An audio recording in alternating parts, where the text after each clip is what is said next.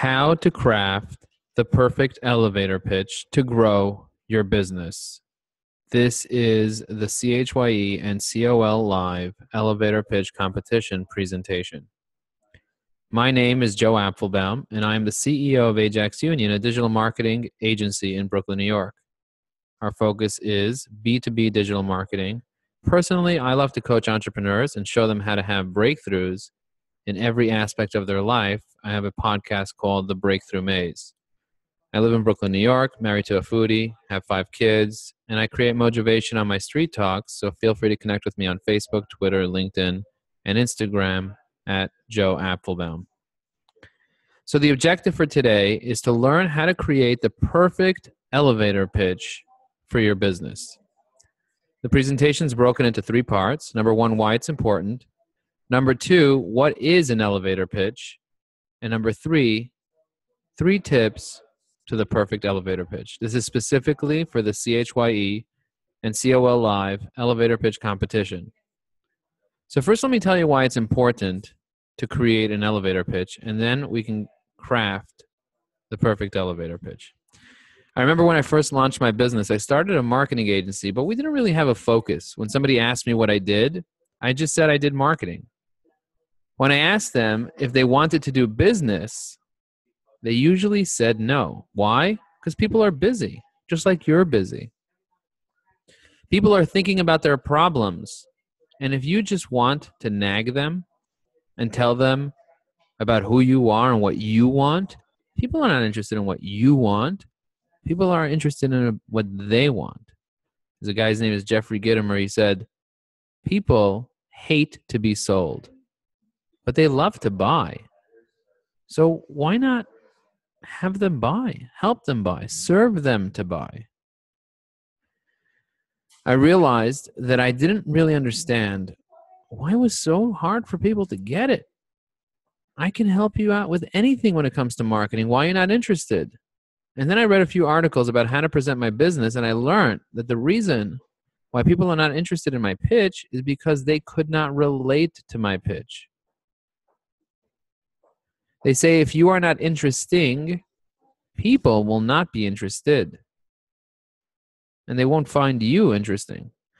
And the reason they call it an elevator pitch is because if you only had about a minute to speak to somebody in an elevator, you have to have something prepared and practice it often so that it's at the tip of your tongue. Keep in mind that it has to be interesting so that the right person will be interested in talking to you. And I said the right person, but we'll get into that after. Not everybody will be interested in your elevator pitch, and that's fine, but the right person should. So let me tell you why it's important. If you were a musician and you wanted to perform at a concert, it would make sense that you wouldn't show up the day of the concert and start practicing in front of the audience, right? That would be awful, and nobody would have a good time. So why do you think that in business you could just wing it on the day that you have to perform in front of a prospect inside an elevator or before you're crossing a street? You should not be winging it. You should be well rehearsed. You should have a pitch so that when the right person hears it, it will be music to their ears. So I want to get into the specifics, but the definition of an elevator pitch, it's an overview of an idea, a product, a service, a project, or a person or a solution to a problem that is communicated to begin a conversation with a busy person. Now, the elevator pitch should not give away how you do it. The elevator pitch should make the prospect curious to find out how you do the magic, and you should set up a meeting to discuss the how. So think about 3 different tips. Number 1, let's talk about the tips. Now we know what an elevator pitch is. Now we know why it's important. Let's talk about what's going on over here. So specifically when it comes to an elevator pitch, there are 3 tips. And I'm going to give you them right now. 3 tips to a better elevator pitch. Here are 3 quick tips to help you create a better elevator pitch. Number 1, be specific. Number 2, be memorable. And number 3, be yourself. See, if you don't prepare for success, essentially what you're doing is just prepare to fail. That's what's going to end up happening. You're going to fail. So what does it mean to be specific? Let's see. So to be specific is that if you're everything to everybody, then you're nothing to nobody. So in his book, this guy wrote a book about elevator pitches. His name is Chris O'Leary. He wrote a book called Elevator Pitch Essentials. He writes that the 9 C's of an elevator pitch is to be concise, to be clear, to be compelling, to be credible, to be conceptual, concrete, consistent, customized, and conversational. See, most people, what they're doing is they don't make other people curious. They don't take the time to be actually specific with what they're offering. And as a result, you end up just not getting the point across. You end up the person just doesn't get it. You ever tell somebody a joke and they just don't get it? If you don't get it, you don't get it. You have to be able to get the joke. The person has to be able to get it to the point where they say, you know what? I get it. So what does it mean to be concise? An effective elevator pitch contains a few words, not more than 250 words, he writes. Rather, it's something that's clear. That's number 2. Instead of it being full of acronyms and jargon and all that stuff, it's just something that's simple. Something maybe your Zadie would say, or something that your kids say around the house. It has to be compelling. It has to explain the problem and how your solution solves the problem. It has to be credible. An effective elevator pitch explains how you are qualified to see the problem and build a solution for it. Conceptual, an effective elevator pitch stays at a very high level. It doesn't get into like the nitty-gritties, the details, because there's no time for that. You're in an elevator. Who has time for details? But you got to be specific. Can't get into too many details, but you still got to be specific. And then you have to be concrete. An effective elevator pitch is also tangible. So from one end, it has to be conceptual. From the other end, it also has to be concrete. And then consistent. Every version of the elevator pitch, you have to basically give the same basic message. Don't like dilute your message. And then customize, it have to be customized to a specific event or specific audience, depending on who you're going to be giving it to. So you might be dealing with angel investors, you might be dealing with private equity, you might be dealing with vendors and buyers, and you want to customize your elevator pitch based on what you want them to do. And conversational. It's designed to start a conversation with an audience. So let's talk a little bit about this. What you should do is ask yourself the following questions, and the elevator pitch should answer them. Number 1, what is it? Number 2, who needs it? Number 3, why do they need it? And number 4, why specifically only you can fix the problem and have a solution?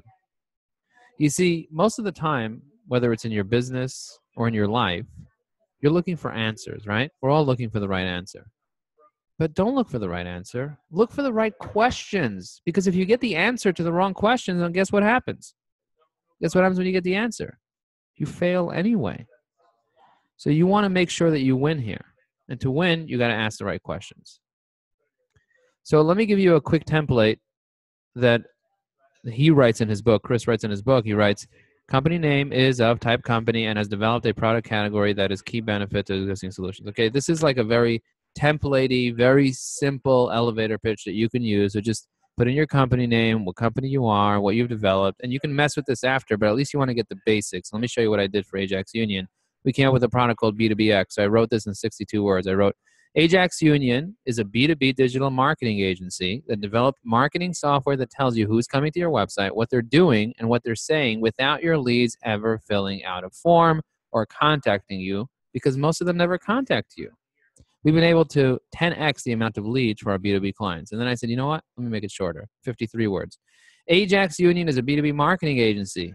Most leads and referrals that come to your website never contact you. We have software that tells you who they are, what they do, and how your sales teams can contact the leads. We've been able to 10x the amount of leads our B2B clients have. And then I lowered it to 48 words. I made it a little more conversational, less jargon. Ajax Union does lead generation. Most leads and referrals that visit your website are not contacting you. We can see who they are and teach your sales team how to contact those lost leads. We've been able to 10x the amount of leads for our B2B clients. And usually they'll be like, how do you do that? And then we set up a call to talk about how we do it, or a webinar or a demo or whatever it is. But you get the idea. The idea is you want to make sure that you're specific. Now, number 2 is you want to be memorable. You see, when I wanted to be memorable for Ajax Union, what I did was I decided that people are not going to remember what I say. They're not really going to remember, but they're going to remember how I made them feel. So I decided I'm going to make a rap. So start your favorite beat, and I'll rap for you. And I went like this.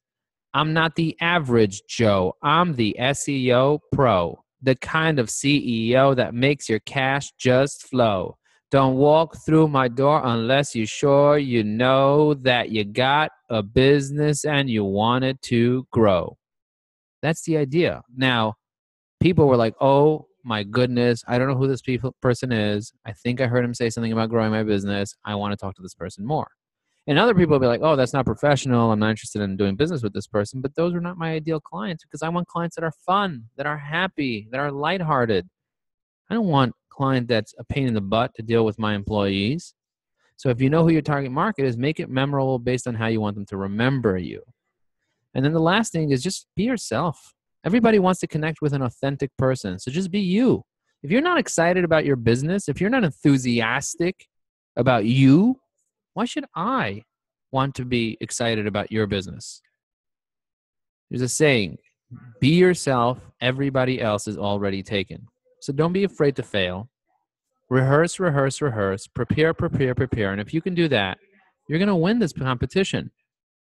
Thank you to CHYE and COL for putting this together. If you have any more questions about this specific presentation or anything else, feel free to tweet at me at Joe Applebaum. Use the hashtag #ElevatorPitch. Or you just connect with me on social media. Let me know how I can serve you. Thank you very much for watching this, and good luck with the competition.